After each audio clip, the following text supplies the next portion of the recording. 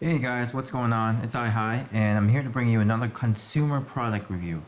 Now, a while back, I was searching for an HDMI to component converter. I made my first video using the monoprice converter, and although it was cheap, it didn't work out to my liking because it exhibited an off-center display issue.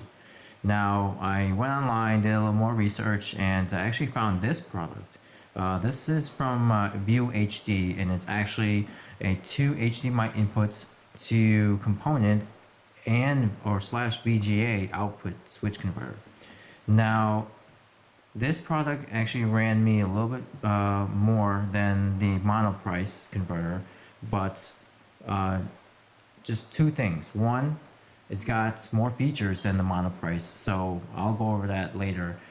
So that's one of the reasons why it's more expensive. And two, this product actually worked for me.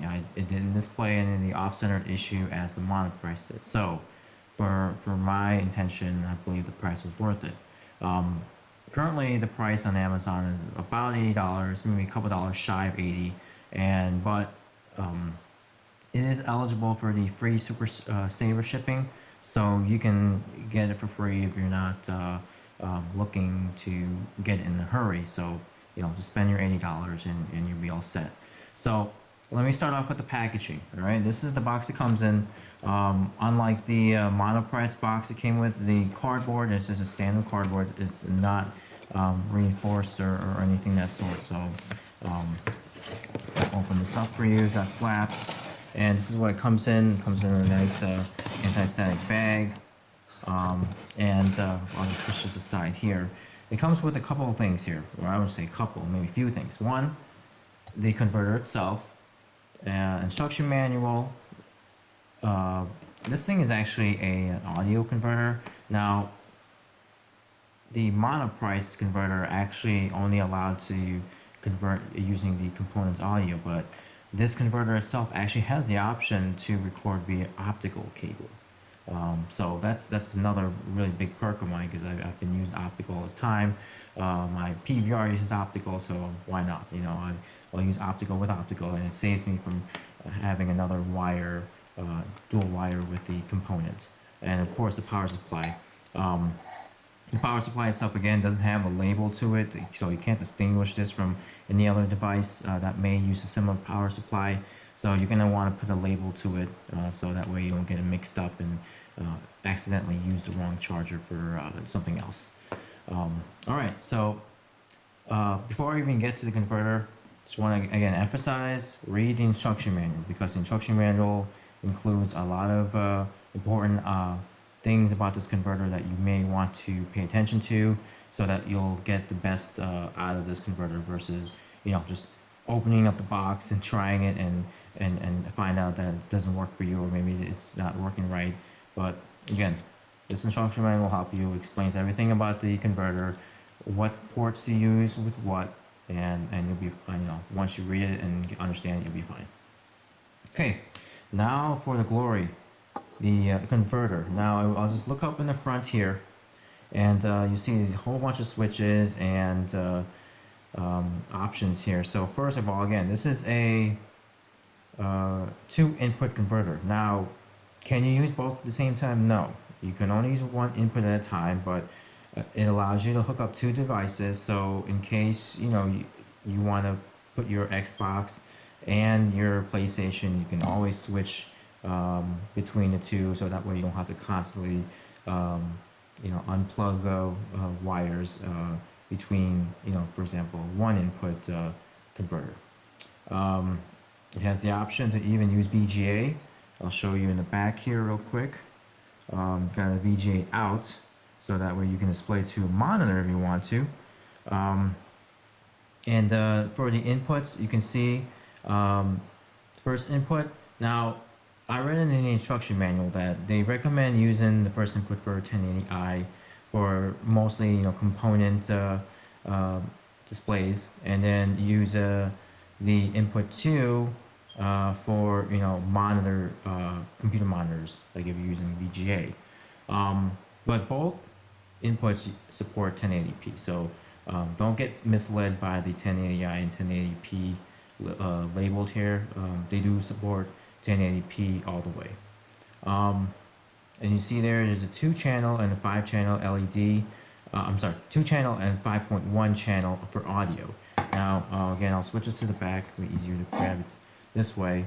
To the left, you see that little blue circle there. That's where you can plug in this cord in if you're just going to use the left and right audio for the component cables. Otherwise, the optical port there is used for optical or 5.1 surrounds digital. I think it's digital. Yeah, digital sound. Obviously, you have your video component ports there and your VGA out. All right. Now moving on.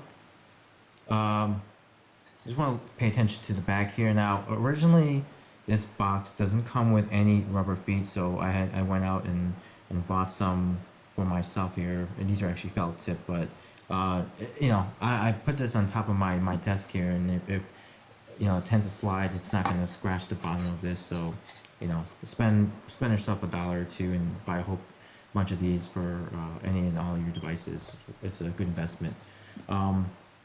The case itself is metal, so I think if you end up you know, accidentally dropping it, it's not gonna break on you. Again, unlike plastic converters. And so far, you know, when I've used this, it actually worked out really well. I've never had any issues with it. Again, I'll put it up in a setup here real soon, but didn't have any off-center issues. Audio worked great, video worked great, and I've been actually making a lot more of my videos using this as of lately. So hooking it up with my JTech digital split screen HDMI converter, and that way I could watch my gameplay or play and at the same time record using this converter.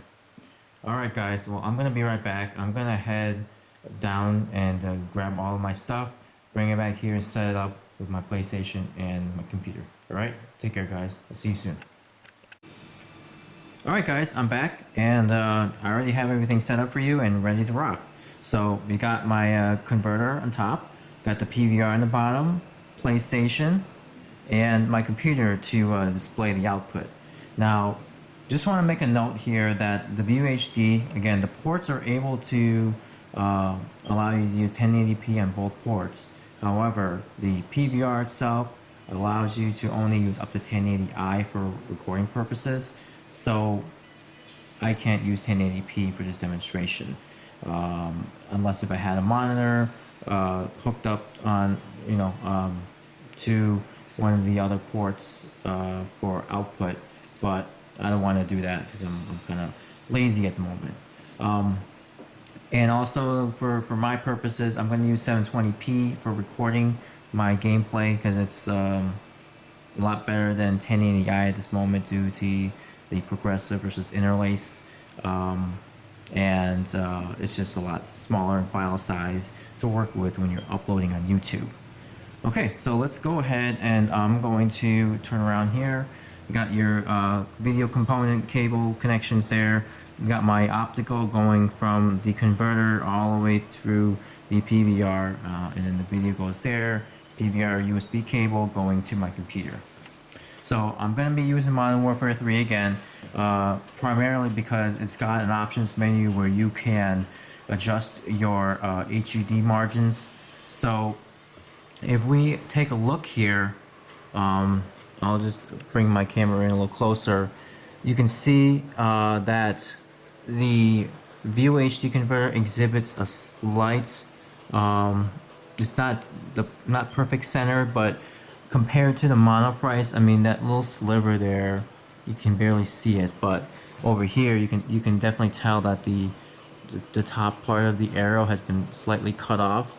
But again, that little part of it is not going to be a deal breaker when you're playing games. And even when you're recording, you can barely tell that part is missing there. I mean, If you want to adjust it, you can adjust it. But for me, I didn't have to do it because it really didn't affect anything.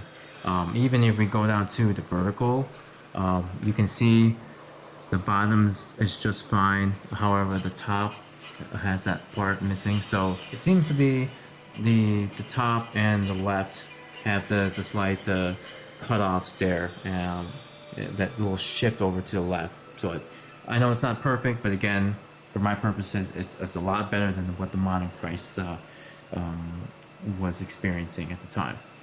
Okay. Let me try to think of what else to mention about the ViewHD. Quality, I know you can't really tell from this camera view, but again, I've been using this converter since I returned the mono price converter, and it's been outputting very well. I never had any glitches or issues with it. It works, for me very well, and all of my videos came out just fine on YouTube. So, all right, I'm going to go ahead and wrap this up. I know it was a really short demo, but again, just the whole display, and then just wanted to show you that this was far better than the mono price off-center display. I'm going to wrap this up real quick. I'm going to go back and set everything, disconnect everything, and then do a final review of the product, and I'll catch you then. Alright guys, well that wraps it up for me today. Just wanted to go over some things I mentioned earlier and some final thoughts. First of all, wanted to correct myself on the price of this product. It's actually almost $90 as opposed to almost $80.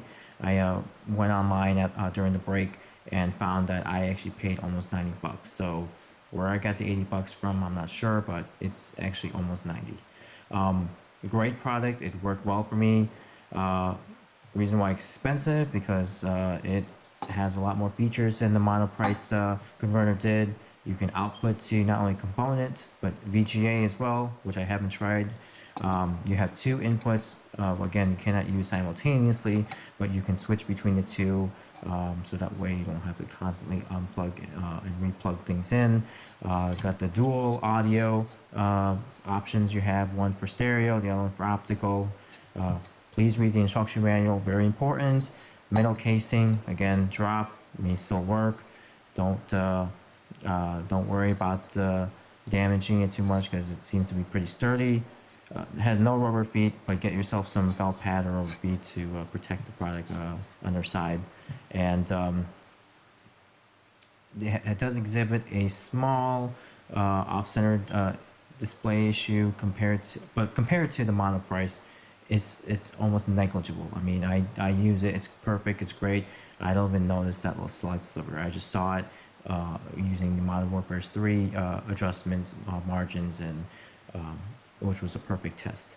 Alright guys, well that's all from me today. Thank you very much for reviewing my video. Again, if you have any comments, questions, please leave them in the comment sections of this video. And also, I'd like to see if you guys can give me a like, or even provide me some feedback on how I can improve these videos. Just started these videos. I know I'm not very good at them, but if you give me some pointers or some things that I can go over next time for future products, I'll certainly try to implement them. Thanks and have a wonderful day. Peace.